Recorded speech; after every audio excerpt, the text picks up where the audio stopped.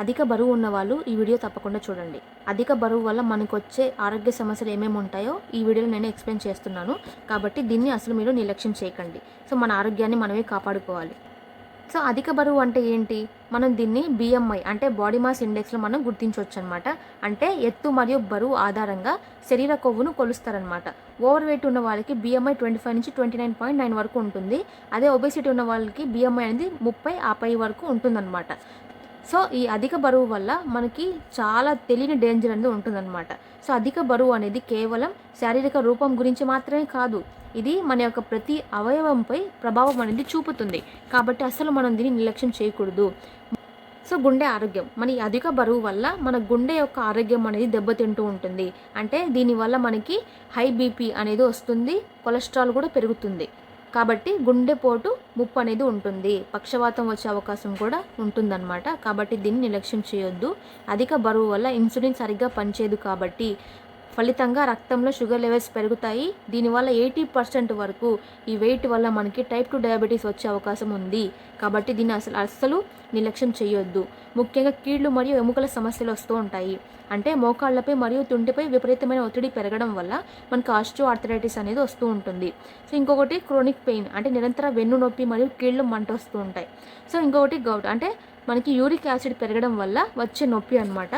So, ఇవన్నీ కూడా మనకి వచ్చే సమస్యలు. అదేవిధంగా రెస్పిరేటరీ ఇష్యూస్ కూడా వస్తాయి. అంటే శ్వాసకోశ సమస్యలు వస్తూ ఉంటాయి. అంటే నిద్రలో శ్వాస తీసుకోవడం తాత్కాలికంగా ఆగిపోయే ఒక ప్రమాదకర పరిస్థితి అనేది వస్తుంది.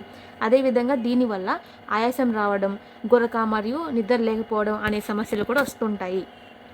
మానసిక ఆరోగ్యం ఎలా ఉంటుందంటే డిప్రెషన్ అంటే అధిక బరువు వల్ల కలిగే ఆందోళన, నిరాశ మరియు ఆత్మవిశ్వాసం తగ్గడము మానసిక ఆరోగ్యాన్ని దెబ్బతీస్తూ ఉంటాయి. సో, మనం ఎక్కువ వెయిట్ ఉండడం వల్ల మనం బయట తిరగలేము. అంటే మన యొక్క మైండ్కి మనకి స్ట్రెస్ అనిపిస్తూ ఉంటుంది. కాబట్టి మన యొక్క ఓవర్ వెయిట్ని మనం దీన్ని అధిగమించాలి. ఖచ్చితంగా దీన్ని నిర్లక్ష్యం చేయకూడదు.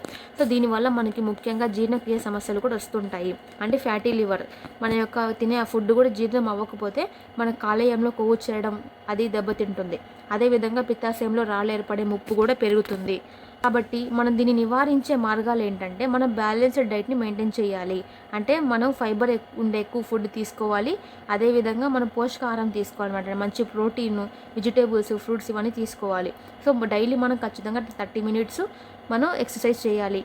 సో, ఎక్కువగా నీళ్ళు తాగుతూ ఉండాలి. సో, మన యొక్క మంచి స్లీప్ని మనం మెయింటైన్ చేసుకోవాలి. సో, కాబట్టి ఈ అధిక బరువు ఉన్న వాళ్ళకి వచ్చే ఇవన్నీ కూడా చాలా చాలా ప్రాబ్లమ్స్ వస్తూ ఉంటాయి. సో, ఈ అధిక బరువుని తగ్గించుకోవాలని చాలామందికి ఉంటుంది. కానీ వాళ్ళమంది ఎంత డైట్ చేసినా కూడా వాళ్ళ యొక్క వెయిట్ అనేది తగ్గదు.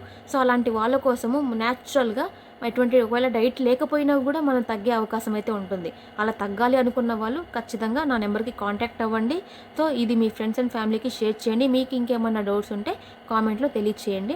సో, ఈ సీక్రెట్ సప్లిమెంట్ తెలుసుకోవాలి, వెయిట్ తగ్గాలనుకున్న వాళ్ళు ఖచ్చితంగా నన్ను కాంటాక్ట్ అవ్వండి. Thank you.